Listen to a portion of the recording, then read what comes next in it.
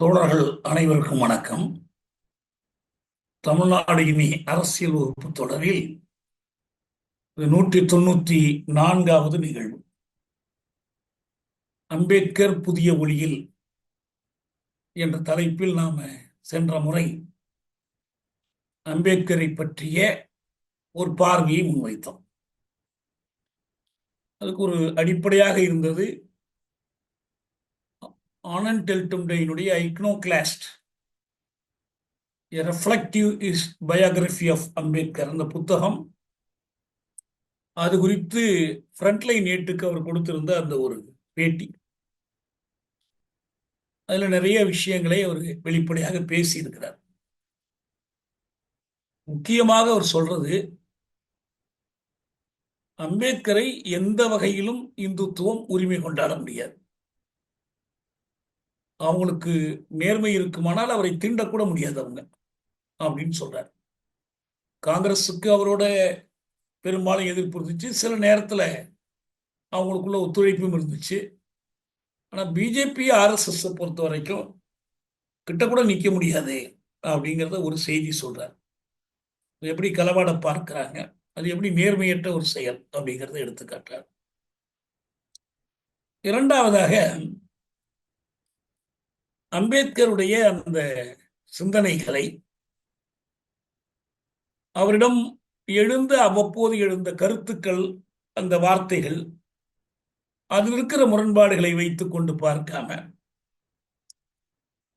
அந்த ஐக்னோகிளாஸ்ட்ங்கிற பேரே எதை காட்டுதுன்னா, அந்த வணக்கத்துக்குரிய ஆராதனைக்குரிய படிமங்களை, சிலைகளை, படங்களை உடைத்து நொறுக்குகிற ஒரு கலகக்காரர் என்று அதுக்கு போகும்.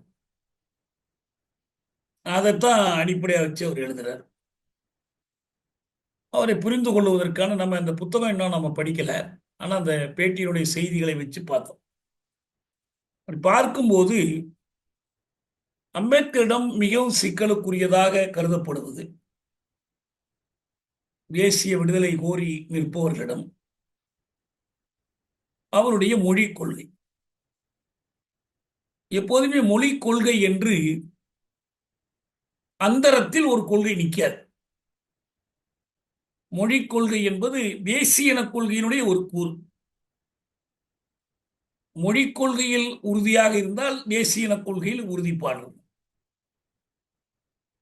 மொழி ஒடுக்குமுறை என்பது தேசிய இன ஒடுக்குமுறையினுடைய ஒரு கூறு. மொழிக் கொள்கையில் குழப்பம் இருக்கு, ரெண்டும் கட்டாளா இருக்கிறாங்கன்னா அவங்க தேசிய இன கொள்கையில் குழப்பமா இருக்கிறாங்க, ரெண்டும் கட்டாளா இருக்கிறாங்க என்று பொருள். அந்த முறையில் அம்பேத்கருடைய மொழிக் கொள்கை என்ன? அவருடைய வரையறுத்த ஒரு கொள்கையை அவர் முன்வைத்தாரா, அல்லது சில சுடர் தெரிப்புகளான சில கருத்துக்கள் இருந்து நாம் அதை முழுமைப்படுத்திக் கொள்ள வேண்டுமா? நான் போன முறை சொன்னேன், ஒரு மனிதன் அவன் வாழ்ந்த காலத்துக்குள்ளேயே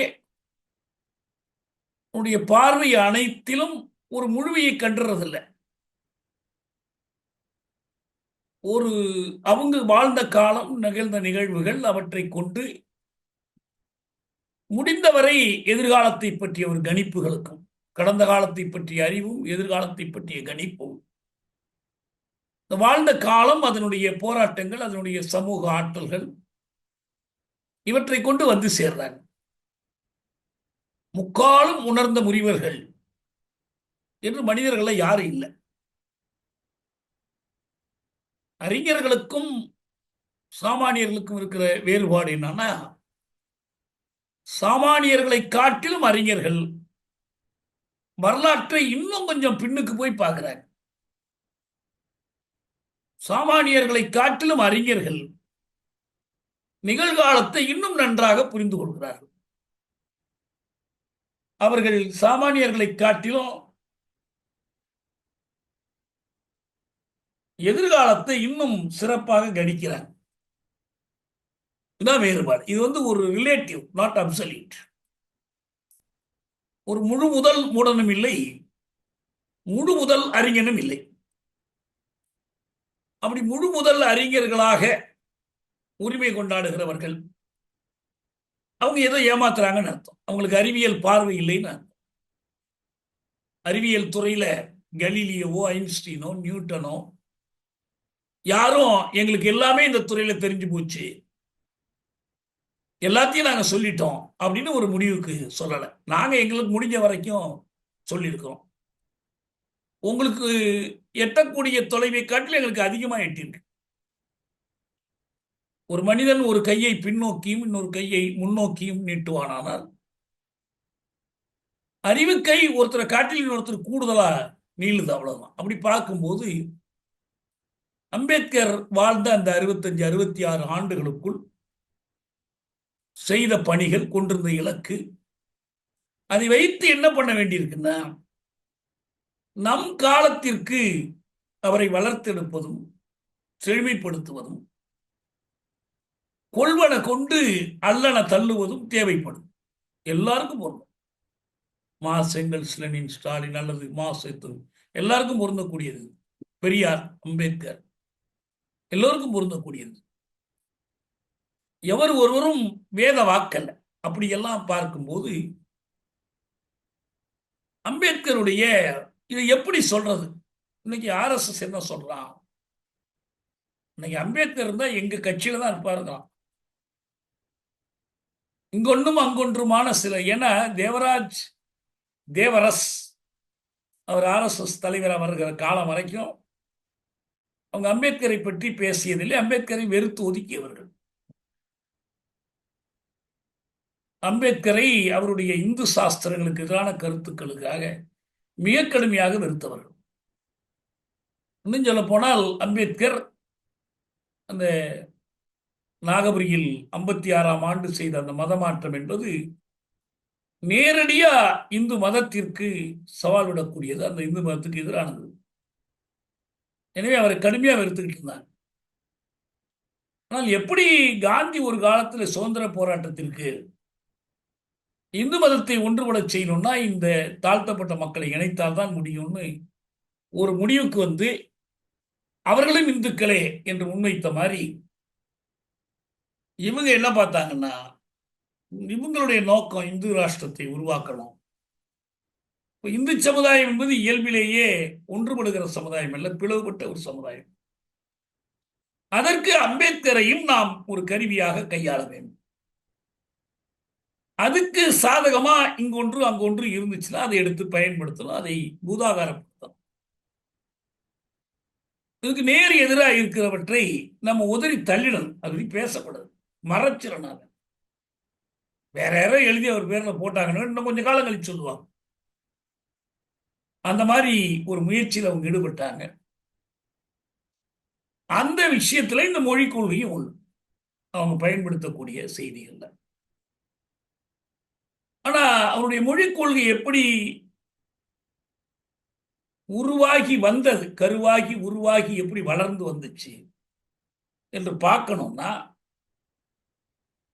அந்த மொழிக் கொள்கையை தனியா பிரித்தெடுத்து அணுகக்கூடாது. நான் முன்பே சொன்ன மாதிரி இந்த மொழிக் கொள்கை என்பது தேசிய கொள்கையினுடைய ஒரு கோள். தேசியம் என்பது சமத்துவத்தை அடிப்படையாக கொண்டிருக்கணும். பிரெஞ்சு தேசியத்துல தான் அந்த உரிமை, நிகர்மை, தோழமை, சுதந்திரம், சமத்துவம், சகோதரத்துவம் என்ற முழக்கங்கள் பெறப்பட்டன. அம்பேத்கர் இந்த முழக்கங்கள் பௌத்தத்துக்கே உரிய முழக்கங்கள்னு சொல்றாரு. சிரவண மரபிலிருந்து வரக்கூடிய முழக்கங்கள். பிறப்புக்கும் எல்லா உயிர்க்கும் என்ற அந்த குரல் நெறியினுடைய சாரமே இதுதான். நீதியும் உரிமையும் நிகர்மையும் தோழமையும். இந்த கருத்தை ஒட்டி அவருடைய இலக்கு தெளிவாக வரையறுக்கப்படும். அது அனிகிலேஷன் ஆஃப் கேஸ்ட். அதெல்லாம் எழுதுகிற காலத்தில் அதற்கு முன்னால அமெரிக்காவில் கொலம்பியா பல்கலைக்கழகத்திலிருந்து சாதி அமைப்பு எப்படி இயங்குகிறது என்பதை பற்றி அவர் எழுதுகிற காலத்தில், இன்னும் பிற்காலத்தில் இந்த மதமாற்றங்கள் பற்றி யோசிக்கிற போது இந்துவியத்தின் புதிர்களை பற்றி எழுதுகிற போது, புத்தரும் அவர் தம்மமும் பற்றி எழுதுகிற போது, வேறு பல நூல்கள், பல எழுத்துக்கள், பல விவாதங்களில் மொழி சிக்கல் என்ற ஒன்று விவாதத்திற்கு வரல. எப்போ வருதுங்கிறது பார்க்கறது ரொம்ப முக்கியம்.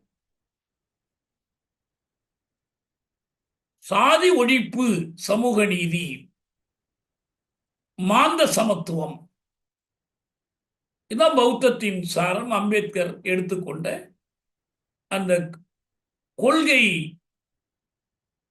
குவியலின் சாரம் இதுதான்.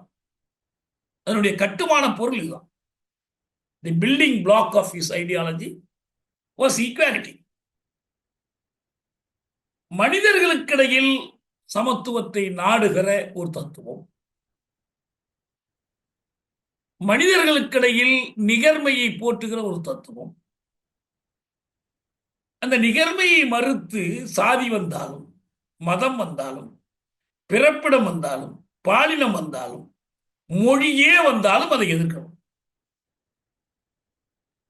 ஒரு சமத்துவ கொள்கை என்பது மொழி சமத்துவத்தையும் உள்ளடக்கியது.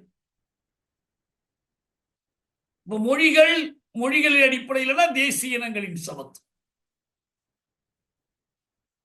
மொழி மனித வாழ்வில் வகிக்கிற பங்கு, மொழி மக்களை ஒன்றுபடுத்துவதில் வகிக்கிற பங்கு,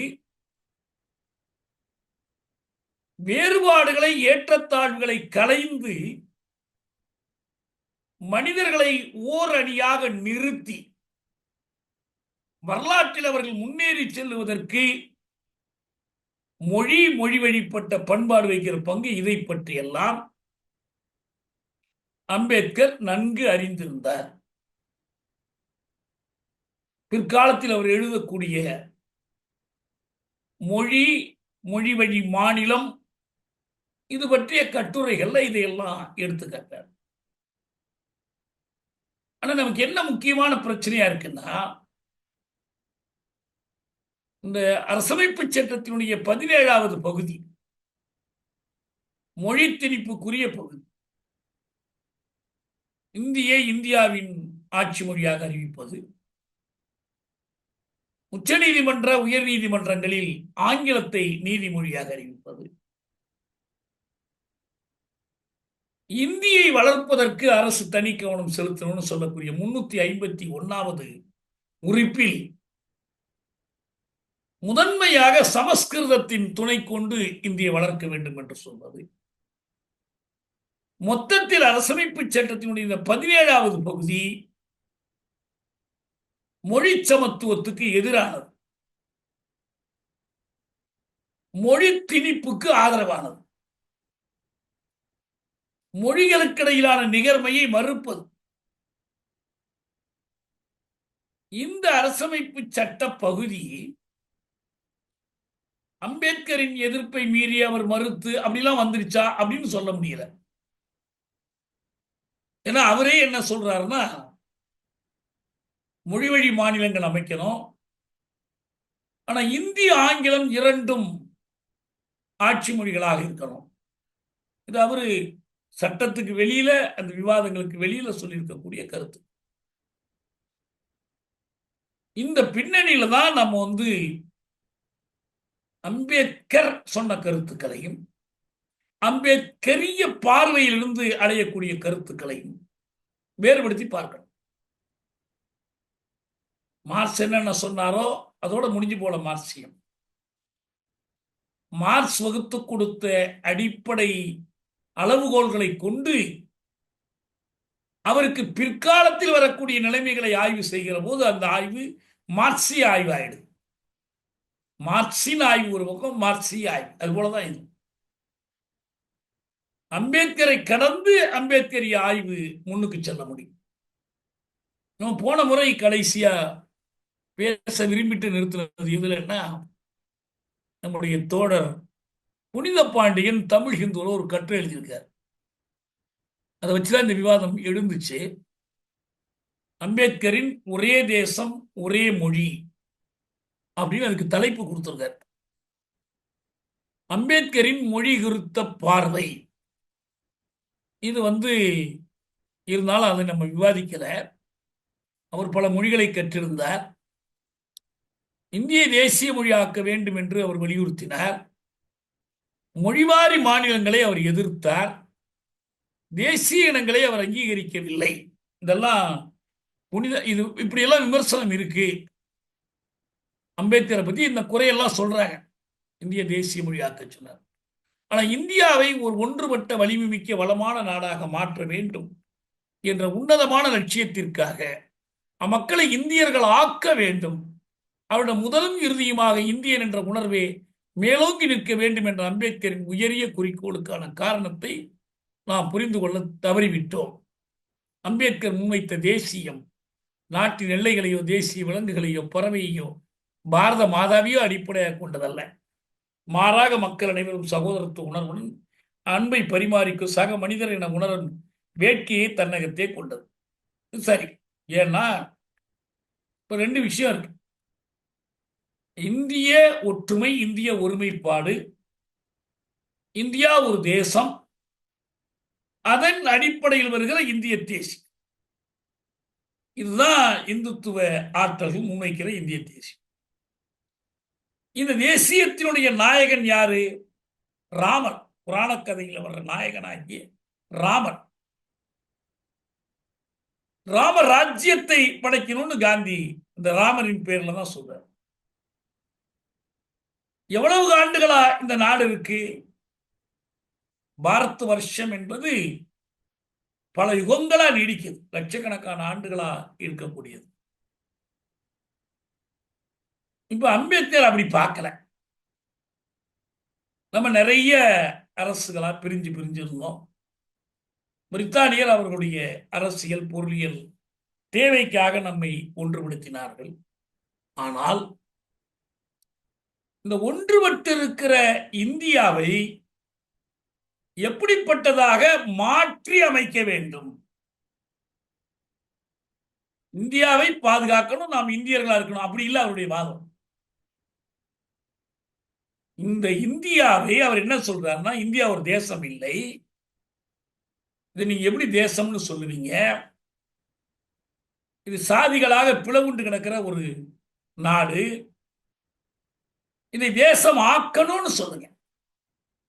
தேசம் ஆக்கணும்னா என்ன பண்ணணும்? சாதி ஒழிப்பதற்கு முன்வரணும். சாதி ஒழிப்பதற்கான திட்டங்களை வகுக்கணும். அதுக்காக அப்படி செய்வதன் மூலமாக இது இந்த கடவுளர்கள் வாழ்ந்த மண், இது வேதங்களின் நாடு, இது புனித பூமி என்ற அடிப்படையில் அல்ல. இந்த மண்ணில் சாதி ஒழிந்தது, இந்த மண்ணில் நிகர்மை மீட்கப்பட்டது, நீதி நிலைநாட்டப்பட்டது, மனிதர்கள் உடன்பிறப்புகளாக வாழ்ந்து கொண்டிருக்கிறார்கள் என்ற அடிப்படையில் இதை நாடாக்குங்கள். ஏற்றத்தாழ்வுகளை ஒழிப்பதன் மூலம் ஆக்குங்கள். நம்ம விவாதங்களை நான் நிறைய முறை சொல்லியிருக்கிறேன். 1949 நவம்பர் 25ஆம் நாள் அரசமைப்பு பேரவையில் அவருடைய இறுதி உரையில் சொல்ற, வெறும் அரசியல் ஜனநாயகத்தால பயனில்லை, நமக்கு என்ன வேணும்னா சமூக ஜனநாயகம் வேணும். அதுக்கு என்ன வேணும்னா சமூக பொருளியல் ஏற்றத்தாழ்வுகள் அகற்றப்படணும். இந்த அடித்தளம் சமூக பொருளியல் ஏற்றத்தாழ்வுகள் என்ற அடித்தளத்தின் மீது அரசியல் சமத்துவம், ஓட்டு அரசியல் நிறுவப்பட்டிருக்கு. இதான் இந்திய ஜனநாயகம். இது சமூக ஜனநாயகமா இல்லை. ஆனா விரைவில் இதை மாற்றிட்டோம்னா இந்தியாவை உருவாக்கிடலாம், இந்தியர்கள் ஆக்கப்படலாம். எந்த இடத்துல எடுத்துக்கிட்டு சொல்றாரு? அவர் கையில் அரசு அதிகாரம் இல்லை, ஆளுகிற கட்சியினுடைய முக்கியமான பதவி இல்லை. அவருக்கு கிடைத்த ஒரு வாய்ப்பு அரசமைப்பு பேரவையினுடைய இந்த விதிகளை எல்லாம் ஒவ்வொன்றா கொண்டு போய் வாதிட்டு நிறைவேற்றுறது. வரைவு குழுவினுடைய தலைவர். அதுவும் நம்ம சென்ற முறையே நான் சொன்னேன், எப்படி அவரை கதவு கூட இல்லை, ஜன்னலை கூட மூடிடணும்னாரு வல்லபாய் பட்டேல். அம்பேத்கரை உள்ள விடக்கூடாது. எல்லாவற்றையும் மீறி அவரை கொண்டு வந்து வரைவுக்குள்ள போடுறாங்க. ஆனா நம்ம நினைவு வைத்துக் கொள்ள வேண்டியது என்னன்னா, அம்பேத்கர் எழுதிய அரசியல் சட்டம் என்பது முழு உண்மை அல்ல, அரை உண்மை கூட இல்லை. சட்டத்தை எழுதியவர் B.N. ராவ் என்ற ஒரு ICS அதிகாரி. அவரை எழுத சொல்றாங்க.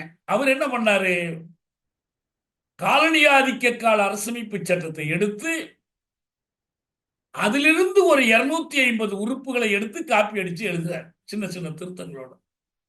இதை தவிர பல நாடுகளுடைய அரசமைப்பு சட்டம் ஒரு மாசத்துல எழுதி கொடுக்கிறாரு. வரைவு குழுவுல தலைவர் அம்பேத்கர், ஒரு இஸ்லாமியர் உறுப்பினர், 5 பேர் பார்ப்பனர்கள். இவங்க எல்லாரும் சேர்ந்து 20 திருத்தங்கள் தான் கொடுக்குறாங்க. மொத்தமே 20 தான். இதான் அவருடைய பங்களிப்பு. ஆனா அதுக்குள்ள என்ன முடியுமோ அந்த அளவுக்கு தன் நோக்கங்களை நிறைவேற்றுவதற்கு ஒரு முயற்சி பண்றாரு. இதோ நல்ல அரசமைப்பு வந்துருச்சு, போய் நல்லா வாழுங்கன்னு சொல்றதுக்கு பதில் முரண்பாடுகள் தொடங்கி விட்டன அப்படின்னு தான் அவரு முன்வைக்கிறார். அப்ப இந்த அரசமைப்பின் மூலம் அவர் ஒரு புதிய இந்தியாவை உருவாக்க விரும்பினார். புதிய இந்தியாவை உருவாக்குவதற்கு இந்த கருவியை, அரசமைப்பு சட்டத்தை, அதில் இருக்கிற அடிப்படை உரிமைகள், அதில் இருக்கிற முற்போக்கான கூறுகளை பயன்படுத்திக் கொள்ளுமாறு அவர் பேரவைக்கு மட்டுமல்ல நாட்டுக்கு ஒரு அறைவு கொடுத்தார். ஆனா அந்த அவருடைய அந்த நம்பிக்கை இருக்கிறது, நோஷன் ஆஃப் இந்தியா, இந்தியா என்ற கருத்தின் மீதான நம்பிக்கை என்பது போயிடுச்சு. போயிட்டதனுடைய விளைவை நம்ம பார்த்தோம். பேரவையிலேயே சொன்னார், நான் எழுதியதா சொல்லாதீங்க, திருப்பி இன்னொருத்தரும் சொல்லாதீங்க. அப்புறம் இதை இயக்கும் போது இது மோசமா போனிச்சுன்னா அதை எதிர்த்து இதை கொளுத்து மாலா நான் இருப்பேன் எல்லாம் நாம நிறைய முறை சொல்லிட்டோம். அவருடைய மொழி கொள்கையை எதனோடு இணைத்து பார்க்கணும்னா, மக்கள் சமத்துவத்தோடும் சமூக நீதியோடும் சுதந்திரமாக வாழ்கிற ஒரு இந்தியாவை உருவாக்கும் நோக்கத்தோடு இணைத்து பார்க்கணும். அது அவருடைய கனவா இருந்துச்சு.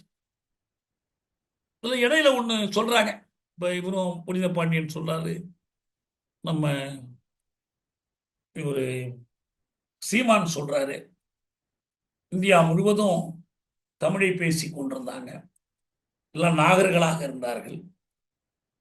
அவர் சொல்லக்கூடிய காலம் என்பதெல்லாம் மொழி இன்னைக்கு இருக்கிற நிலைக்கு வளர்ந்த நிலையெல்லாம் இல்லை.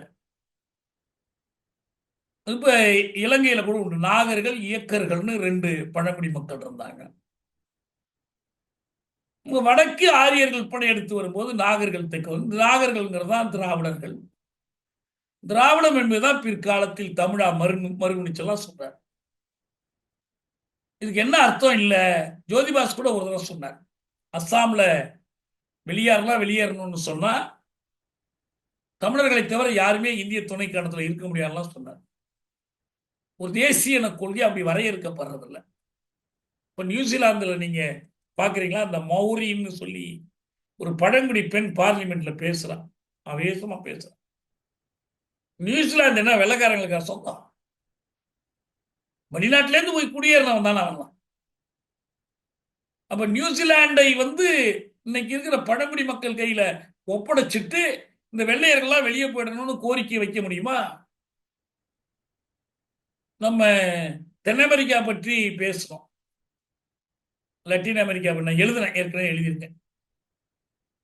கியூபாவில் காஸ்ட்ரோல இருந்து, சேகுவேராவில இருந்து, சைமன் பொலிவர்ல இருந்து, ஒசே மார்த்தியில இருந்து, இந்த நாடுகளுடைய விடுதலைக்கு தலைமையேற்றவர்கள் எல்லாமே அவங்க ஒன்றும் அந்த மண்ணின் பழங்குடி மக்கள்ல. சைமன் பொலிவர் கூட சொல்லுவார், நாம் இந்தியர்களும் அல்ல ஐரோப்பியர்களும் அல்ல. அவங்க இந்தியர்னு சொல்றது செவ்விந்திய பழங்குடிகள்ங்கிற பொருள். அப்படியெல்லாம் ஒரு வரலாற்று திட்டம் இருக்க முடியாது. வரலாற்றில் பல்வேறு காரணிகள்னால மனிதகுலம் 90 விழுக்காட்டுக்கு மேல் மத்திய ஆப்பிரிக்காவில் இருந்து உலகெங்கும் படர்ந்து சென்றதுனால, நீங்க இந்தியா தமிழர்களுக்கு சொந்தம்னா அப்ப இந்தியா ஆப்பிரிக்கர்களுக்கு சொந்தமாயிடாத? அங்கேருந்து வந்தவன் தானே குடியேறினா. அவனோட ஒப்பிட்டா நாமும் வந்தேரி தான், நமக்கு வந்தேரி யாருங்க? அப்படியெல்லாம் ஒரு நாட்டை உருவாக்க முடியாது. என்ன கேட்க முடியும்? அவர்கள் சமத்துவமாக குடிமக்களா இருக்கணும், அவர்களது பண்பாடு மதிக்கப்படணும், அவர்களது உரிமைகள் காக்கப்படணும், அவர்கள் பாகுபாடாக நடத்தப்படக்கூடாது. அமெரிக்காவோட வெள்ளையர்கள் மட்டுமா வந்தேரிகள்? ஆப்பிரிக்க கருப்பர்கள் யாரு? அவங்களுக்குள்ளே பிரச்சனை இருக்கே. அப்ப வரலாறு தெரிந்து யாரு அங்க முன்னால இருந்தவங்க? செவிந்தியர்கள் தான்.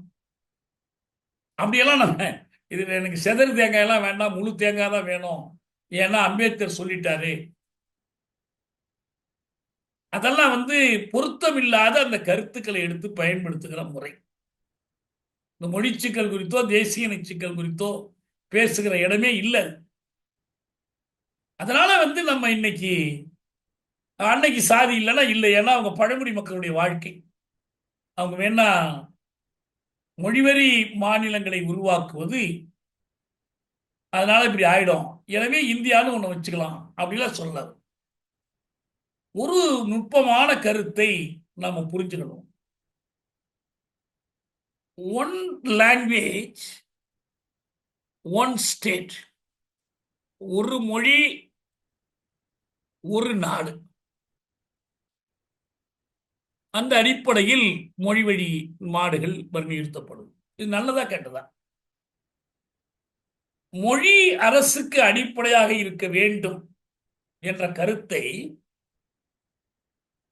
மொழி வழி மாநிலங்கள் பற்றிய கட்டுரையில் அம்பேத்கர் வலியுறுத்துறார். மொழிதான் நாட்டுக்கு அடிப்படையா இருக்கணும். அதுல ஒரு எடுத்துக்காட்டுற உதாரணம் ரொம்ப முக்கியமானது. பிரான்சையும் ஜெர்மனியையும் எடுத்துக்காட்டுறார். பிரான்சும் ஜெர்மனியும் ஏன் ஒரு ஐரோப்பிய எடுத்துக்காட்டு? ஐரோப்பாவில் ஜனநாயக புரட்சி, அவங்களுடைய அறிவொளி இயக்கம், அவங்களுடைய மறுமலர்ச்சி, இதெல்லாம் நிகழும் போது மொழி வழியாக அரசுகள், தேசிய அரசுகள் உருவாக்கப்பட்டன. ஒரு மொழி, ஒரு தேசம், அதற்கு ஒரு அரசு. இப்ப ஜெர்மனிய ஒரு உதாரணமாக எடுத்து பார்ப்போம். கார்ல் மார்க்ஸ் வாழ்ந்த காலத்துல அது ஜெர்மனின்னு இல்ல, பிரஷ்யாவாக இருந்துச்சு. பிரஷ்யாவில் ஜெர்மன் மொழி பேசுறவங்க இருந்தாங்க, போலிஷ் மொழி பேசுறவங்க இருந்தாங்க, பிரெஞ்சு மொழி பேசுறவங்க இருந்தாங்க. அது ஒரு பேரரசு, பிரஷ்ய அரசு பேரரசாக இருந்துச்சு. ஆனா ஜனநாயக இயக்கம் வளருகிற போது, மறுமலர்ச்சி தோன்றிய போது, ஜெர்மன் மொழி பேசுகிற பகுதி ஒரு தேசம் ஆயிற்று. இப்போ மார்க்ஸ் பிறந்த இடம், எங்கெல்ஸ் பிறந்த இடம் ஜெர்மன் மொழி பேசுகிற ஒரு பகுதி. பிரஷ்யா இன்னைக்கு இல்லை, பிரஷ்யான்னு ஒரு நாடு இல்லை, அது இல்லாம போச்சு. பிரான்ஸ் அப்படிதான். பிரெஞ்சு புரட்சிக்கு பிறகு ஒரு மொழி வழி தேசமாக அது உருப்பெற்று, அந்த மொழி வழி தேசமாக உருப்பெற்றதால் தான் அவர்கள் ஒரு குடியாட்சிய நாடாக ஒரு புதிய பண்பாட்டை கொண்டு வர முடிச்சு. போப்பரசரை எதிர்க்கிறதோ, மத குருமார்களுக்கு எதிராகவோ, உயர்குலத்தவருக்கு எதிராக, எல்லாவற்றையும் உள்ளடக்கிய ஒரு ஜனநாயக புரட்சி எப்படி முடிஞ்சிச்சுன்னா, அவர்களுக்கு பொது மொழியாக பிரெஞ்சு. அப்போ ஒரு மொழி மக்களை இணைக்கிற மிகச்சிறந்த கருவி. அவர்கள் மாற்றத்தை நோக்கி முன்னேறி செல்வதற்கு மிகச்சிறந்த, இது அம்பேத்கர் வலியுறுத்துகிற செய்தி. மொழியின் பங்கு இருக்குல்ல சமூக முன்னேற்றத்தில். லெனினுடைய தேசிய இனங்களின் சுயநிர்ணய உரிமை புத்தகத்தில் நான் என்னுடைய மணியரசனை மறுத்து எழுதின தேசியத்தின் உரையாடல்ல இதை எடுத்து காட்டியிருப்பேன். எப்படி இந்த நவீன காலத்தில் ஒரு மொழி, அதற்கு ஒரு தேசம், அதற்கு ஒரு அரசு, இப்படி உருவானது எங்க? ஐரோப்பாவில் தான் முதல்ல வந்துச்சு. அப்ப ஐரோப்பாவில் இருக்கிற பிரான்ஸ், ஜெர்மனியை உதாரணம் காட்டுறாரு. என்ன சிக்கல் வருது? அந்த கட்டத்தில் 47 ஆகஸ்ட் 15 பழைய இந்தியா ஒரே இந்தியாவாக விடுதலை பெறல. வரலாற்று காரணங்கள்னால அது ஒரு பிரிவினை ஆயிடுச்சு. அம்பேத்கரை பொறுத்த வரைக்கும் அவர் என்ன சொன்னார்னா, மொழி, பண்பாடு, பண்பாட்டின் ஒரு கூறாக மதம். மதம்னா நல்ல மதம், மனிதர்களை பிளவுபடுத்தாத மதம். ஒரு தேசம் பௌத்தத்தை அடிப்படையாக கொண்டிருந்தால் நல்லது, அது அவருடைய கருத்து. அவர் நினைக்கிற பௌத்தம். இப்ப இஸ்லாமியர்கள் இந்துக்கள் சேர்ந்து இருக்கிறதுக்கு பதில் இஸ்லாமியர்கள் தனி நாடா போயிட்டாங்க, நல்லது. அப்ப அவர் என்ன நினைக்கிறார்னா, இந்த மிச்சம் இருக்கக்கூடிய இந்த இந்துஸ்தானத்தை, இந்தியாவை ஒரு ஒன்றுபட்ட நாடாக்கி சாதிகளை களைந்து இதை ஒரு அடுத்த கட்டத்திற்கு நம்ம வளர்த்து கொண்டு போவோம். அப்ப இந்தியாவை உருவாக்குவது எப்படி? இந்தியாவில் இருக்கிற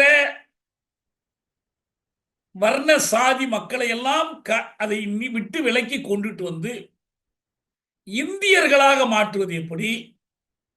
அதன் மூலம் நவீன வளர்ச்சி அடைந்த ஒரு நாட்டை கட்டுவது எப்படி? இது அன்றைய தேவை. ஏன்னா அம்பேத்கர் பற்றி டெல்டுன்டே சொல்ற செய்திகள்ல ஒண்ணு என்னன்னா, அவர் எப்படி இந்த சோசியலிச கருத்துக்களுக்கு வந்தார்னா, அமெரிக்காவில் ஜான் டிவி மூலமாக வந்தார். அவங்க எல்லாம் பயன் விலை கொள்கையாளர்கள், பிராக்மேட்டிசம். ஃபேபியன் சோசியலிஸ்டுகள் இருந்தாங்க, மார்க்சியம் அல்ல, ஆனா சோசியலிஸ்ட். அதுக்கு அரசு எல்லா தொழில்களையும் நடத்தணும், அரசு அனைத்து சமூகத்திற்கும் தலைமை ஏற்கணும், அதன் மூலமாக நாம் சோசியலிஸ்டை கொண்டு வருவதை அரசு முதலாளித்துவம், பொதுத்துறையை விரிவுபடுத்தி தனியார் துறை இல்லாமல் செய்து அதன் மூலம் கொண்டு வருவது. இந்த கருத்துக்கு வந்து சேர்றார் அம்பேத்கர். ஒன்று. இரண்டாவது, அவரு மகத் போராட்டம் தொடங்கி 46 வரைக்கும் முனைப்போடு அரசியல் இயக்கத்தில் அவர் பல்வேறு அமைப்புகள் வழியாக அந்த Depressed Classes Federation, SC ST கூட்டமைப்பு, இண்டிபெண்டன்ட் லேபர் பார்ட்டி, தற்சார்பு தொழிலாளர் கட்சி, கடைசி காலத்துல குடியரசுக் கட்சி, பல்வேறு வழிகளில் முயற்சி பண்ணக்கூடிய ஒரு காலம். அப்புறம் இந்த சட்டம் எழுதுகிற முயற்சியில் அவர் ஈடுபட்டதற்கு பிறகு மிக கடுமையான உழைப்புல அவருடைய அந்த காலம் போய் தான் பதவி விட்டு வெளியேறி வந்து அவர் இந்த பௌத்த மதத்துக்கு மாறின யோசனையை நடைமுறைப்படுத்தார். இந்த காலங்கள்ல ஏராளமா படித்தார், ஏராளமா எழுதினார். ஆனா டெல்டுன்டே என்ன சொல்றாருன்னா, பம்பாயில இருக்கக்கூடிய அவருடைய வீடு, அவர் இருந்து தங்கி படித்த வீடு, ராஜகிரகம்னு அதுக்கு பேர். டெல்டுன்டே இந்த இப்ப பிணை விடுதலை ஆன பிறகு அந்த வீட்டுக்கு போறார். வீட்டுக்கு போய் அவர் வைத்திருக்கிற புத்தகங்களை எல்லாம் ஆராய்ந்து பார்க்கிறார். அப்படி பார்க்கும்போது கார்ல் மார்க்சினுடைய மூலதனம் முதல் பாகம் மட்டும் அங்க இருக்கு, 2, 3 இல்லை. 2, 3 யார்கிட்டயுமே இருக்குன்னு அவசியம், படிக்கிறது அவ்வளவு கடினம். ஆனால் முதல் பாகம் படிக்கக்கூடிய புத்தகம், அந்த புத்தகத்தையும் அவர் பிரித்து படித்த மாதிரி ஒரு அடையாளம் இல்லை. ஏன்னா கோடு போடுவார், அண்டர்லைன் போடுவார், எதுவுமே இல்லை.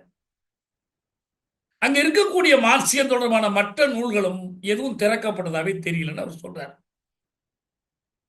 ஒருவேளை மார்க்சியம், அதனுடைய தேசிய சிக்கல் பற்றிய பார்வை, இதெல்லாம் அம்பேத்கர் கவனத்துக்கு வந்துச்சுன்னா வரல. ஆனா அதே நேரத்தில் இந்து சமூகத்தை பகுப்பாய்வு செய்கிற போது ஒரு தேர்ந்த வரலாற்று ஆசிரியராக, அது வெறும் மதம் மட்டுமல்ல, வெறும் நிலம் மட்டுமல்ல, அது ஒரு சமூக பொருளியல் அமைப்பு என்ற முடிவுக்கு அவர் வந்து சேர்றார் தான். மார்க்சியமும் அந்த முடிவுக்கு தான் வந்து சேர்றார். ஒரு சமூகத்தை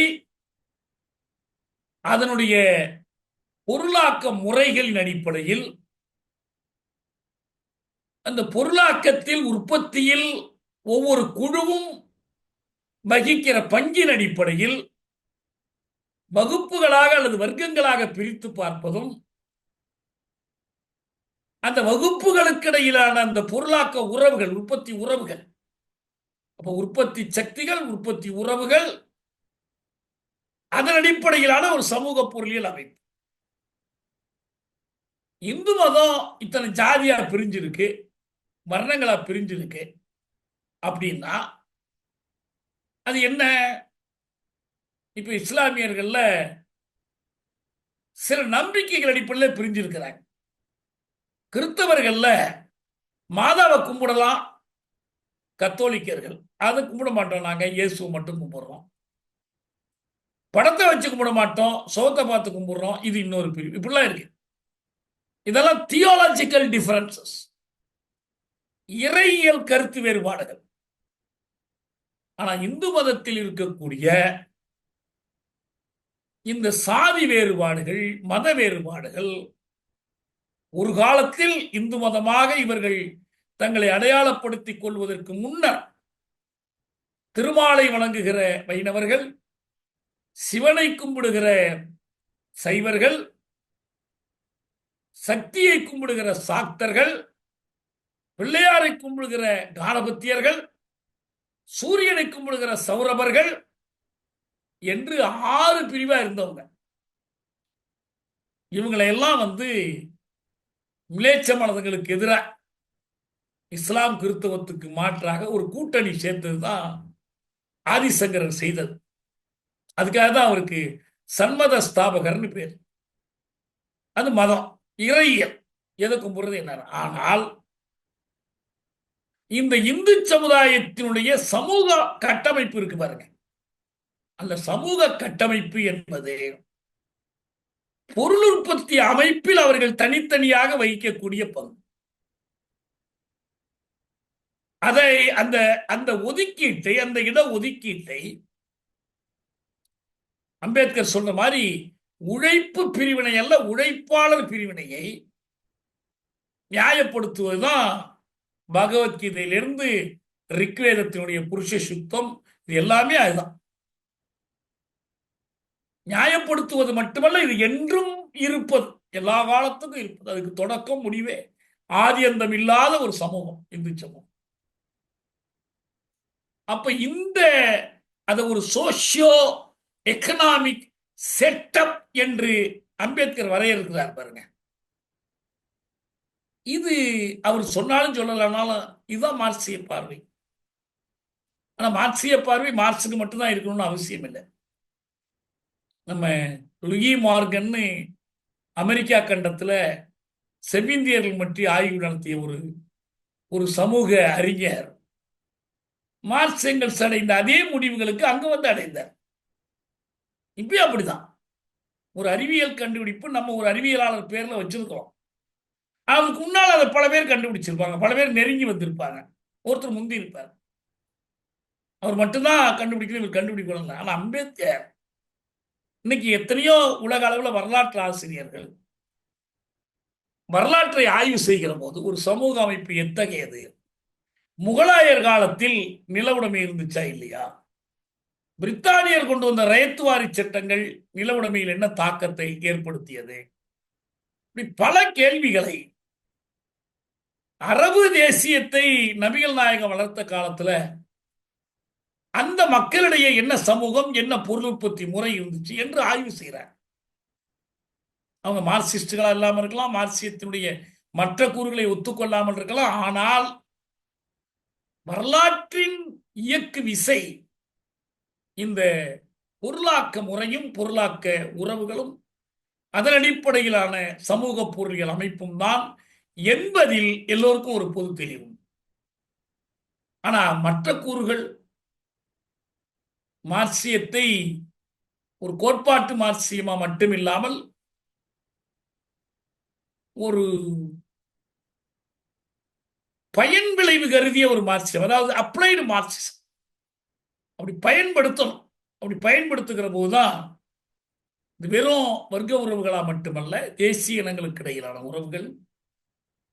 அப்ப மார்க்சியமும் தேசிய சிக்கலும், மார்க்சியமும் பெண்ணுரிமையும், மார்க்சியமும் ஜூயிஷ் கொஸ்டினே மார்க்ஸ் ஒரு காலத்துல கட்டு எழுதினார், யூத சிக்கல்னே எழுதினார்.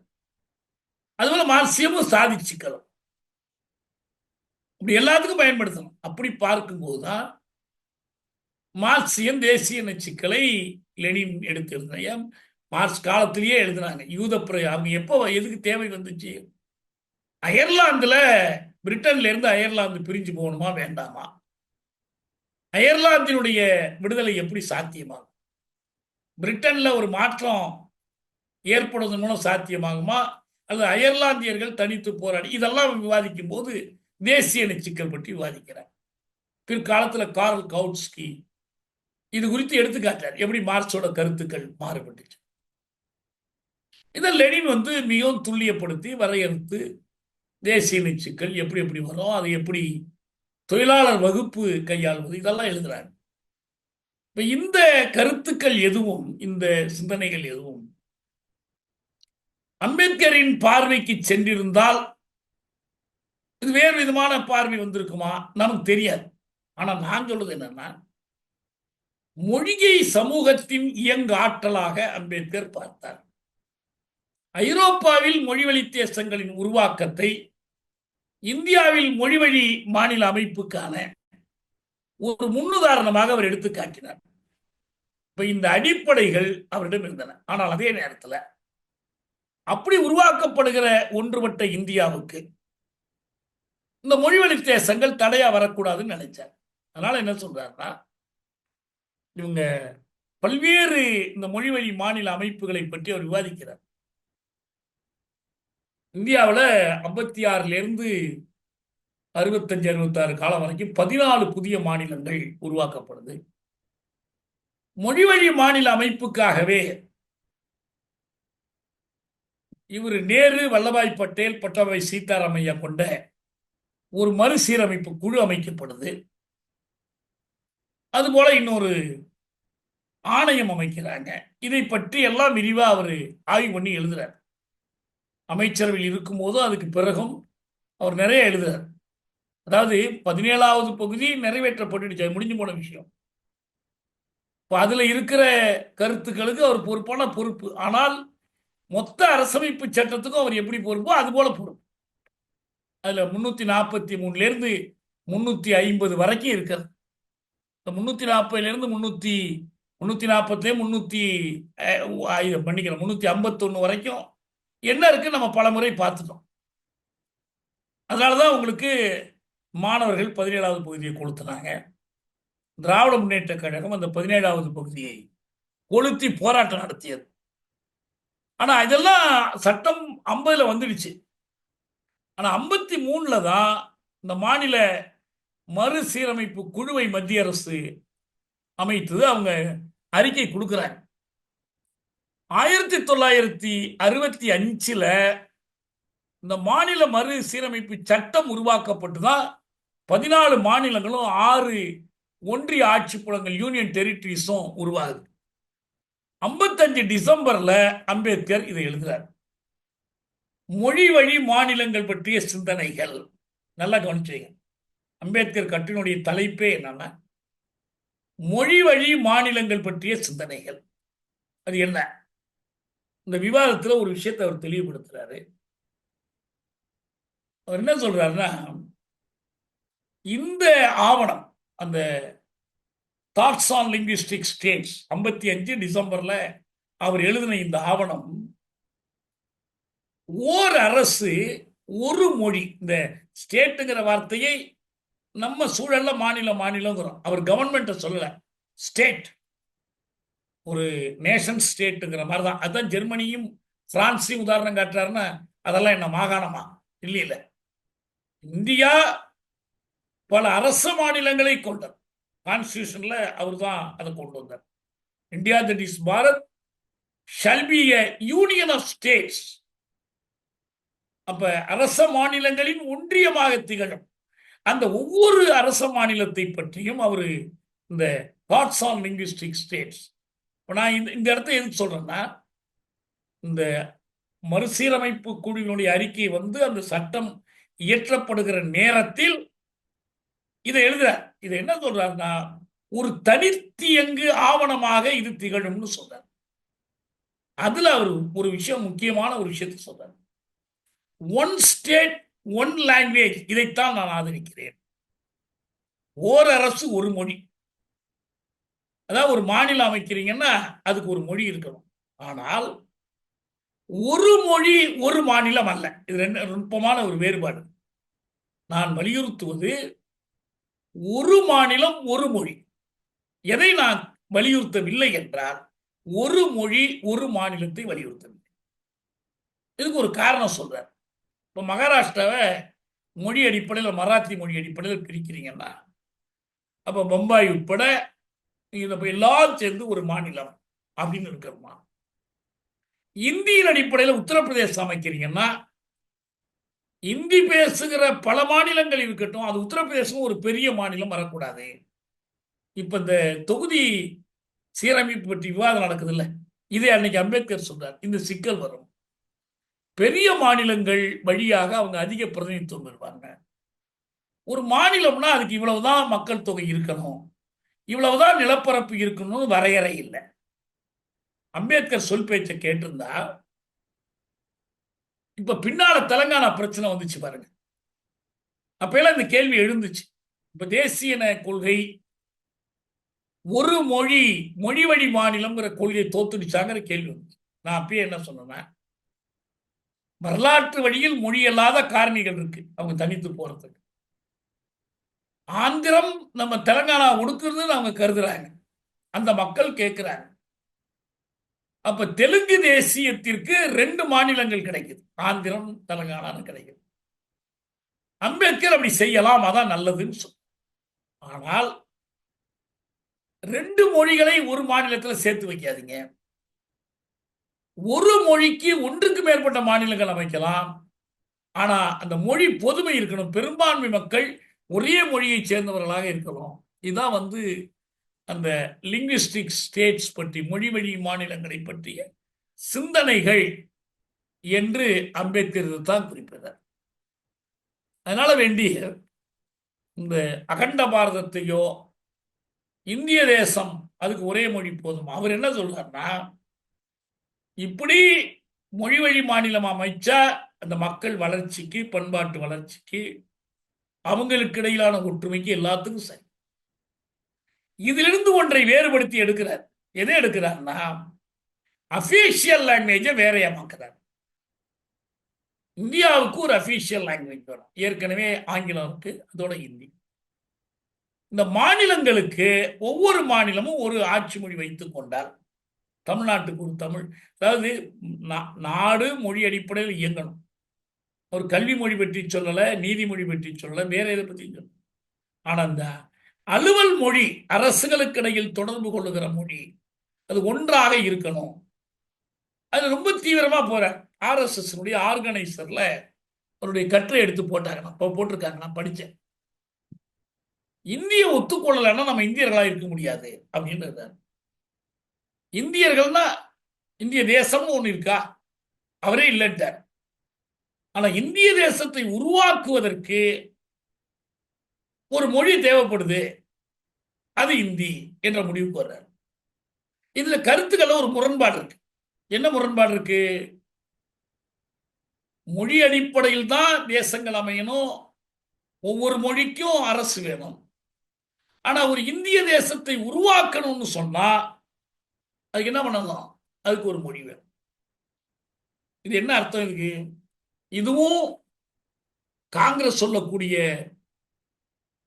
இந்தியாவின் ஆட்சி மொழியாக்குறது அல்லது இந்து இந்தியாங்கிற RSS கொள்கைக்கும் ஒரு பெரிய வேறுபாடு. உங்களுக்கு ஒரு நல்ல உதாரணம் சொல்றதா இருந்தா, தென்னாப்பிரிக்கா. தென்னாப்பிரிக்காவில்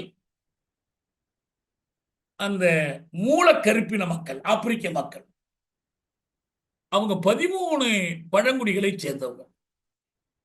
அதாவது 13 தேசிய இனங்கள். நெல்சன் மண்டேலாவினுடைய கோசாங்கிறது அது ஒரு தேசிய இனம், ஜூலுங்கிறது இன்னொரு தேசியம். இந்த மாதிரி 13 இருக்கு. இவங்க இயல்பா வெளியார் நுழையாம, வெள்ளக்கார நுழையாம, ஐரோப்பியர்கள் நுழையாம இயல்பா வளர்ந்திருந்தா என்ன நடந்திருக்கும்? அந்த ஒவ்வொரு மொழி பேசுகிற தேசிய இனமும் ஒரு தேசமாக வளர்ச்சி பெற்று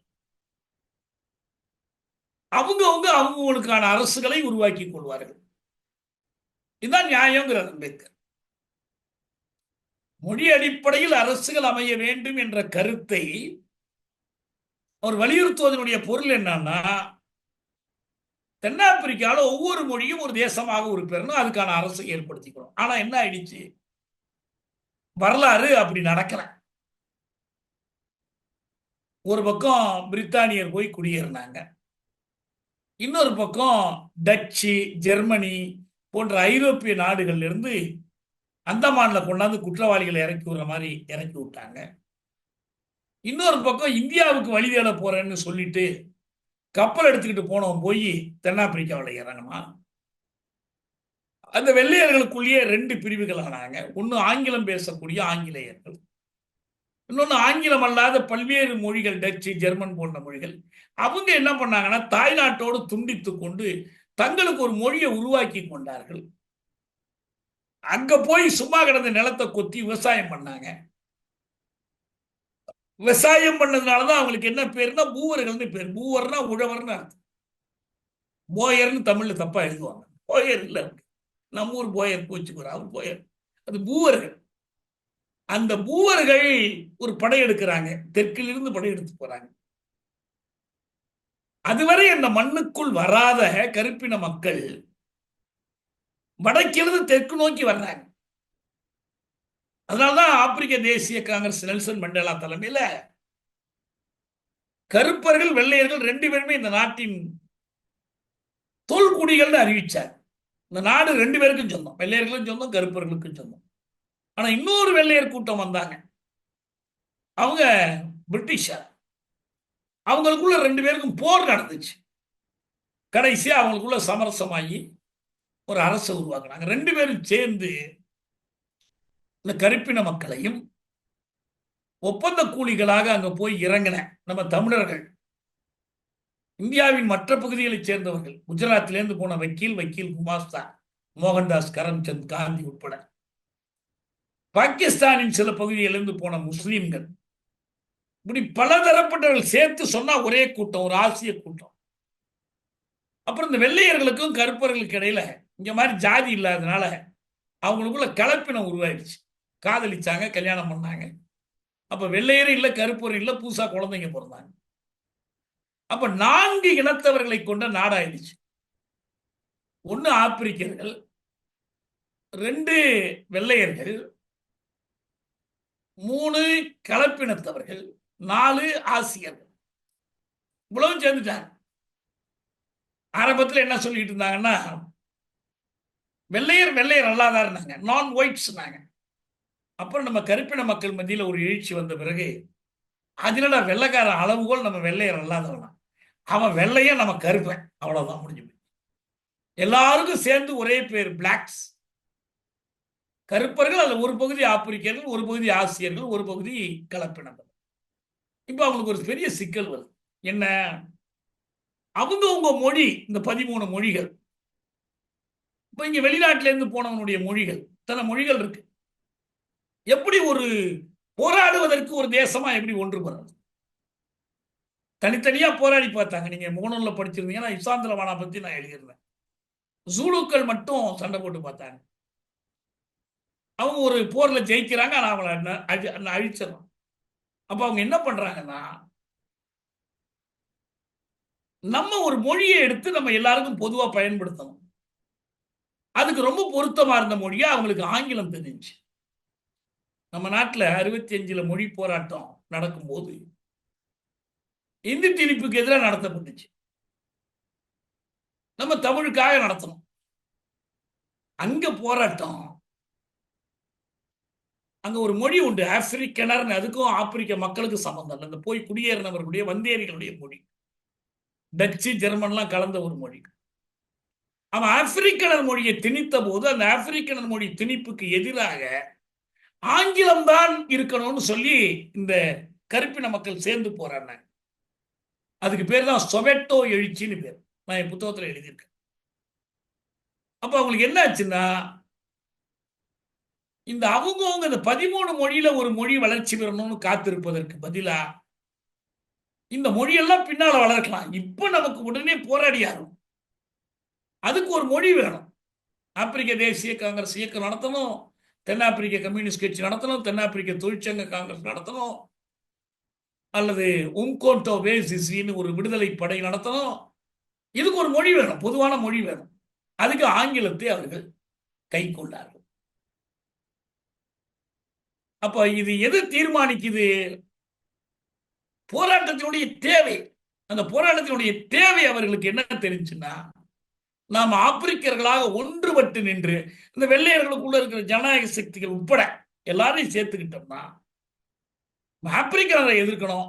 ஆங்கிலத்தை பொதுமொழியாக்கி, அப்படி ஒரு பொது மொழியாக ஆங்கிலத்தை பயன்படுத்தி தான் தென்னாப்பிரிக்க தேசம் உருவானது. மண்டேலா சிறையிலிருந்து விடுதலையாகி வெளியில வரும்போது அவர் தன் தாய்மொழியில பேசல, ஆங்கிலத்தில் தான் பேசுறார். அதுவும் வெள்ளையர் அமைப்புகளை தான் முதல்ல நன்றி சொல்றார். எங்களுக்காக நீங்க போராடினீங்க. மாணவர் அமைப்பு, அவங்களுக்குள்ள இருக்கிற நிறைவேற்றுமை கருதாத ஜனநாயக அமைப்புகள், அவங்கள தான் சொல்றார். எதுக்கு சொல்ல வரலன்னா, பொதுவான விதி முற்போக்கான முன்னேற்றம் என்பது அவரவருடைய மொழியில் தான். நம்ம அதை வச்சுக்கிட்டு இங்கிலீஷை கூட்டிட்டு துணைக்கு வர வேண்டியதில்லை. ஏன்னா நம்ம மொழி வளர்ச்சி பெற்ற மொழி. நமக்கு இலக்கணம், இலக்கியம் எல்லாமே இருக்கு. போராடும் இலக்கணம் இருக்கு. எது இல்லை நம்ம கிட்ட? எந்த மொழியில வந்தாலும் மொழிபெயர்த்துக் கொள்ளுகிற ஆற்றல் நம்ம மொழிக்கு இருக்கு. சில பேர் முட்டாள்தனமா உளறிட்டு இருக்காங்க. மருத்துவ கல்வியெல்லாம் தமிழ்ல கொடுக்க முடியாது. ஏன் முடியாது? இப்ப தமிழ்நாட்டில் கடந்த காலத்துல மருத்துவமே இல்லையா? பொறியியல் தமிழ்ல கத்துக்க முடியாதா? கல்லணை கட்டினவனும் தஞ்சை கோயில் கட்டினவனும் தமிழ் தெரிஞ்சவன் தானே, வேற எந்த மொழியை வச்சு கட்டினா? என்ன கடினமான வேலை இது, மாத்துறது மொழிபெயர்க்கிறதும் ஒன்றும் இல்லை. ஆனால் அந்த காலம் 47 அரசமைப்பு சட்டம் எழுதக்கூடிய காலம் இருக்கு பாருங்க. அந்த காலத்தில் நம்ம ஒரு சாதாரண கேள்வி கேட்டு பார்ப்போம். நமக்கு இந்த பேராசிரியர் ராமசாமி ஒரு நல்ல கட்டுரை ரேஷனலிஸ்ட்ல எழுதியிருக்கிறார். நமக்கு எதுக்கு பயன்படுதுன்னா, ரொம்ப நாளா ஒரு சர்ச்சை இருக்கு. இந்தி எப்படி இந்தியாவின் ஆட்சி மொழி ஆணுச்சு? நாமளும் கூட பேசியிருக்கோம். ஒரு ஓட்டுல ஆணுச்சு அப்படின்லாம் சொல்றோம். அது எப்படி என்னங்கிறது ஒரு குழப்பமா இருக்கும். 77 78 அந்த ஒருத்தர் யாரு, அவை தலைவர் சிறப்பு வாக்கை பயன்படுத்தி கொண்டு வந்தார், அதெல்லாம் இருக்கும். இது எல்லாத்தையும் தெளிவுபடுத்துற மாதிரி நம்ம இவர் பேராசிரியர் ராமசாமி அவர் இந்த மொழிப்போர் முடியவில்லை அந்த புத்தகம் எழுதினவர். நல்ல நல்ல ஒரு புத்தகம், அது புத்தகமா வந்திருக்கு. அவர் இதுல என்ன நடந்துச்சுங்கிறத அந்த விவாதம் முழுவதையும் எடுத்து காட்டியிருக்காரு. ரொம்ப முக்கியமாக எல் கிருஷ்ணசாமி பாரதின்னு ஒருத்தர், அவர் தான் கான்ஸ்டியூண்ட் அசம்பிளியில உறுப்பினர் இருந்த ஒரு தமிழர். அவர் நிறைய அந்த வரிசையா யார் யார் என்ன பேசுறாங்கன்னு சொல்றார். இந்த அநியாயத்தை நம்ம தெரிஞ்சுக்கணும். இந்திய அரசமைப்பு பேரவை வயது வந்த அனைவருக்குமான வாக்குரிமை அடிப்படையில் தேர்ந்தெடுக்கப்படவில்லை. அது மக்கள் பிரதிநிதிகளை கொண்ட ஒரு பேரவையாக இல்லை. அம்பேத்கர் சொல்லிட்டாரு, பெரியாரும் சொல்லிட்டாரு. ஆனா அந்த பேரவை அப்படி மட்டும் இல்லைங்க. அந்த பேரவையில் தீர்மானங்கள் இயற்றப்பட்ட முறை இருக்கு பாருங்க, அந்த முறையே ஜனநாயகத்துக்கு புறம்பானது. என்ன செஞ்சாங்க தெரியுமா? பல விதிகள் பேரவையில் விவாதிக்கிறதே இல்லை. இந்த பேரவையில உறுப்பினர்களாக இருக்கக்கூடிய காங்கிரஸ் உறுப்பினர்களை மட்டும் வைத்து ஒரு 150 160 பேரை வைத்து தனியா ஒரு சபை வச்சிருந்தாங்க. இந்த சபையில ஒரு தீர்மானத்தை போட்டுட்டாங்கன்னா அது கான்ஸ்டியூண்ட் அசம்பிளிக்கு வரும்போது எல்லாரும் சேர்ந்து ஓட்டு போடணும். மற்றவங்க இருப்பாங்க, காங்கிரஸ் அல்லாத உறுப்பினர்கள்லாம் இருந்தாங்க, சோசியலிஸ்டுகள் இருந்தாங்க, வேற அமைப்புகளை சேர்ந்தவங்களா இருந்தாங்க. அதெல்லாம் யாரும் எதிர்க்க கூடாது. சில விதிகளை மாற்று கருத்து சொல்லுவாங்க, பரவாயில்ல, அதெல்லாம் தடைப்படாது. சரி, இந்த பேரவை இருக்குல்ல, இந்த காங்கிரஸ் அரசமைப்பு சட்ட உறுப்பினர்களை கொண்ட காங்கிரஸ் சபை, அந்த காங்கிரஸ் சபையும் அதுவா எதையும் தீர்மானிக்க முடியாது. அதுக்கு ஒரு 4 பேர் கொண்ட ஒரு தலைமை குழு இருந்துச்சு. ஜவஹர்லால் நேரு, வல்லபாய் பட்டேல், ராஜேந்திர பிரசாத், பட்டாபி சீதாராமையா. இந்த 4 பேர் விரும்பாத எதுவுமே சட்டத்தில் வராது. அம்பேத்கர் விரும்பாததெல்லாம் வரும். அம்பேத்கர் விரும்பின வராமலும் போகலாம். ஆனால் இந்த 4 பேர் தான் டிக்டேட் பண்ணுவாங்க, இதைத்தான் செய்யணும் அப்படின்னு சொல்லுவாங்க. அதுல இருக்கிறதுலயே அவங்களுக்கு மிகப்பெரிய சிக்கலாக எழுந்தது இந்த மொழி சிக்கல் தான். பாக்கி எதுவுமே அவ்வளவு பெரிய சிக்கல் அல்ல. இந்த மொழி சிக்கல்ல இந்திக்கு ஆதரவானவர்கள் ஒரு பக்கம், இந்திக்கு எதிரானவர்கள். இப்ப இந்திக்கு எதிரானவர்கள் என்ன பண்ணலாம்? இந்தி ஆதரவானவர்கள் இந்தியவே தாய்மொழியாக கொண்டவர்கள், அல்ல இந்தி தான் நாட்டின் ஆட்சி மொழியாக இருக்க வேண்டும், தேசிய மொழியாகவே இருக்க வேண்டும், பொது மொழியாகவே இருக்க வேண்டும் என்று கருதக்கூடிய மற்ற சில இனத்தவர்கள், அல்ல குஜராத்திகள். காந்தி குஜராத்தி தான். காந்திக்கு முன்னால இந்தியை வலியுறுத்திய தயானந்தர், அவரும் குஜராத்தி தான். இன்னைக்கு இந்தியை திணித்தே ஆகணும்னு துடிக்கிற அமித்ஷாவும் மோடியும் குஜராத்திகள் தான். அவங்களுக்கெல்லாம் ஒரு பங்கு இந்தியை கொண்டு வரணுங்கிறதுல. ஏன்னா இந்தியை கொண்டு வந்தாதான் இந்தியா ஒன்னா இருக்கும், இந்தியா ஒன்னா இருந்தாதான் இந்து தேசமா மாற்ற முடியும். அவங்களுக்கு அதான் நோக்கம். அவங்களுக்கு மொழியை பற்றி பிரச்சனை இல்லை, இது அவங்க பார்வை. எப்படி அம்பேத்கருக்கு இது இந்து தேசமா இருக்கிறத மாற்றி இந்திய நாடா மாற்றணும். சாதி என்பது தேசத்துக்கு விரோதமானது. சாதி கடந்த ஒரு சகோதர ஒற்றுமையை ஏற்படுத்துவதற்காக இந்தியாவை பாதுகாக்கணும். அப்படி பாதுகாப்பதற்காக மொழி வழி மாநிலங்களும் அமைக்கணும், அதே நேரத்தில் இந்திய ஆங்கிலம் ஆட்சி மொழியாக ஆகணும். இப்படி ஒரு பார்வை அவருக்கு இருந்த மாதிரி இந்த காங்கிரஸ்ல தென் மாநிலங்களை சேர்ந்தவர்கள் தீவிரமா இந்தியை எதிர்த்தாங்க. நம்ம குறிப்பா டிடி கிருஷ்ணமாச்சாரி ஒருத்தர், முந்திரா ஊழல் கிருஷ்ணமாச்சாரி, அவர் அரசமைப்பு பேரவை இந்த வரைவு குழுவிலேயே அவர் ஒரு உறுப்பினர். அவர் என்ன சொன்னாரு?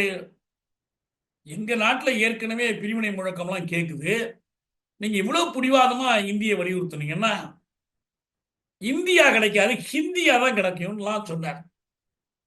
அப்படி போராடினதுல காங்கிரஸ்க்கு பெரிய சிக்கல் என்ன வந்துச்சுன்னா, எல்லாத்திலையும் கட்டுப்படுத்திட்டு இவங்களை, ஆனா இந்த விஷயத்துல ஒண்ணுமே முடியல. அதனால முன்னாலேயே இங்க முடிவு பண்ணிட்டு அங்க போயிடுவோம், அங்க போய் மாத்தி பேசக்கூடாது. நேரு பிடிவாதமா இருந்தார். பல முறை வாக்கெடுப்பெல்லாம் நடந்துச்சு.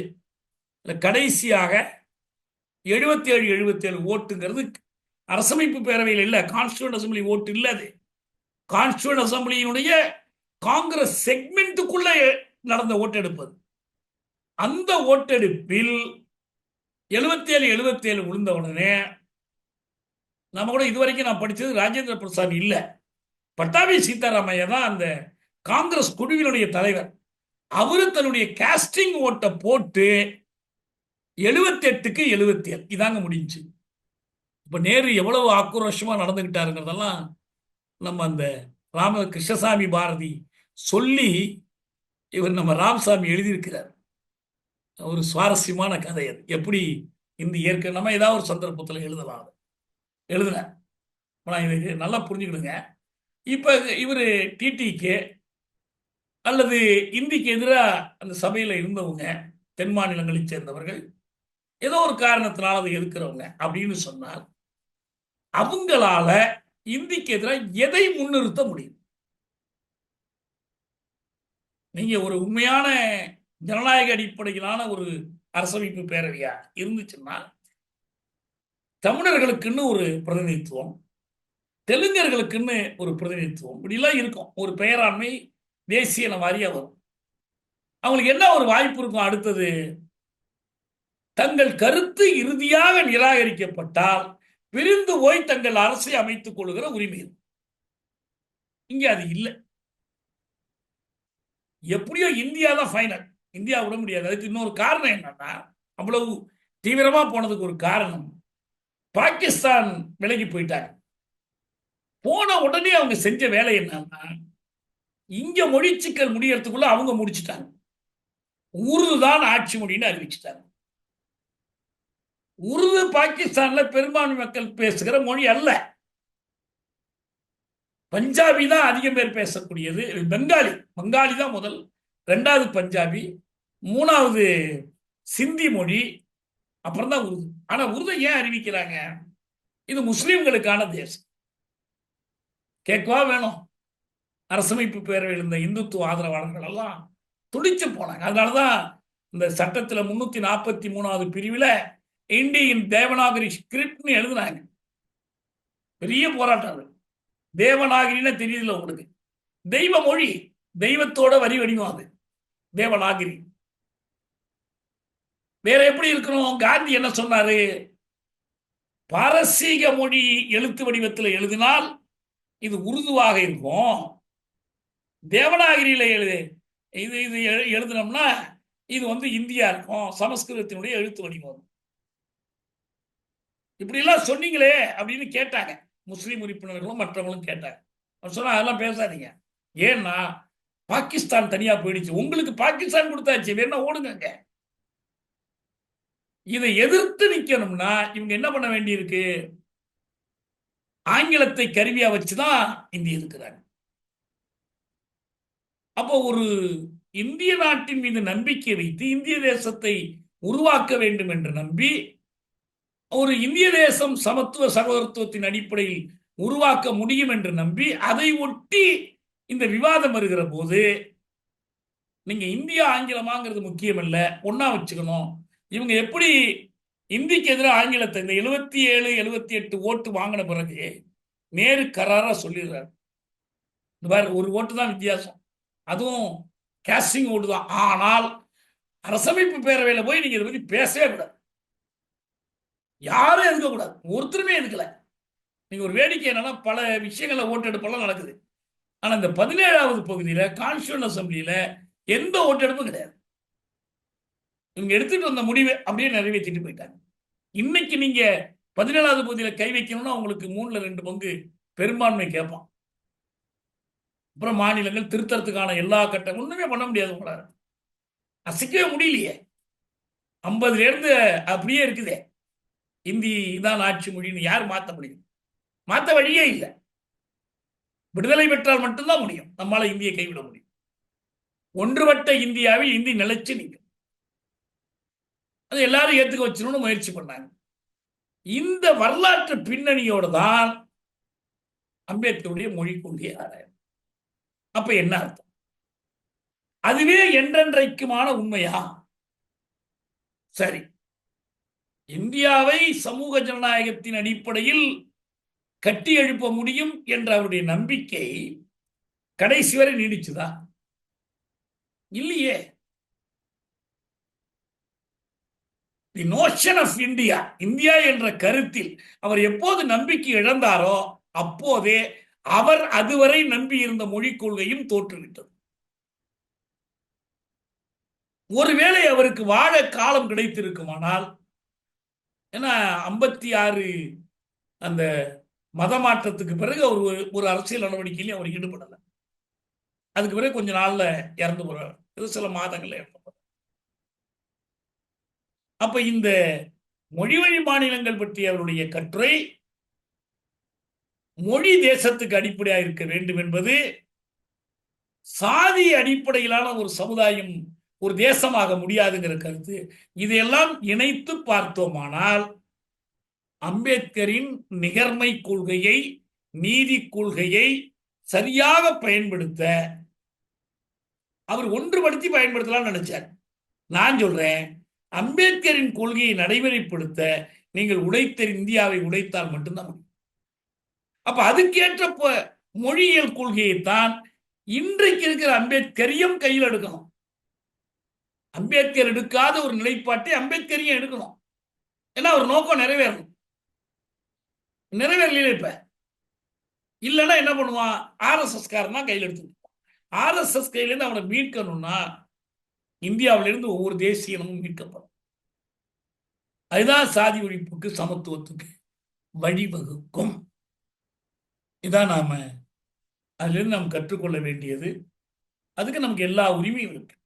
அவருடைய எழுத்துக்கள், அவருடைய கருத்துக்கள் எல்லாவற்றையும் விட அவர் எதை விட்டு கொடுத்தாலும் விட்டு கொடுக்காவிட்டாலும் ஒன்றை விட்டு கொடுக்க முடியாதுன்னு நின்னார் பாருங்க.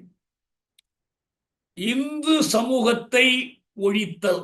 இந்து சமூகத்தை ஒழிப்பதற்கு இந்தியாவிலேயே ஒழிச்சிடலாம் நினைச்சாரு, அது முடியல. இந்தியா உடைந்தால்தான் இந்து சமூகத்தை ஒழிக்க முடியும் என்றால் இந்தியா உடையணும். அதுக்கு இந்திய ஆட்சி மொழியாக கூட சமஸ்கிருதம் இருக்க கூட ஆங்கிலம் இருக்க முடியாது. அந்தந்த தேசிய மொழிகள் தான் ஆட்சி மொழிகளாகும். இதானங்க லாஜிக். இப்படிதான் நம்ம ஏறின முறையில கணக்கிடணும். இதுல இன்னொன்னு நம்ம சொல்லணும் கடைசியா. என்னன்னா, அம்பேத்கர் பெரியார் 2 பேருமே இந்த இந்து சமூகத்துக்கு எதிராக நின்னாங்க. இந்து சாஸ்திரங்கள் ஒழியணும் நம்பினாங்க. வர்ணதாச சாதி சமூகம் ஒழியணும் நம்பினாங்க. எந்த அரசமைப்பை அம்பேத்கர் இயற்றியதாக சொல்லிக் கொள்கிறார், உண்மையில அவருடைய அரசமைப்பு அல்ல இது, அப்படி சொல்லிக் கொள்கிறார்களோ அந்த அரசமைப்பு சட்டத்தை சாதி காக்கும் சட்டம் என்று சொல்லி பெரியார் கொளுத்தினார். கொளுத்தியது மட்டுமல்ல, தமிழ்நாடு தில்லியோடு பிணைக்கப்பட்டிருக்கிற வரைக்கும், தில்லியின் ஆதிக்கம் தமிழ்நாட்டில் நீடிக்கிற வரைக்கும் சாதியை ஒழிக்க முடியாது என்ற முடிவுக்கு அவர் வந்துட்டார். அவருடைய இறுதி சொற்பொழிவு 73. அதாவது அம்பேத்கர் மறைந்தது 56, 57 சாதி ஒழிப்பு போராட்டம். அதிலிருந்து தொடங்கி இறுதி காலம் வரைக்கும் வந்துச்சுன்னா, அப்ப அம்பேத்கர் பார்வையினுடைய தொடர்ச்சி, பெரியார் பார்வையினுடைய தொடர்ச்சி எங்க வந்து முடியுது? தமிழ்நாடு தமிழர் கேளு.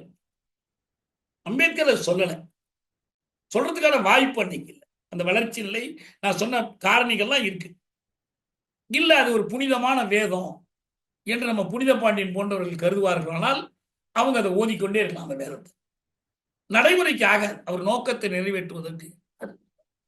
இதுதான் அம்பேத்கர் மொழிக் கொள்கையை பற்றி நம்ம தெரிந்து கொள்ள வேண்டியது.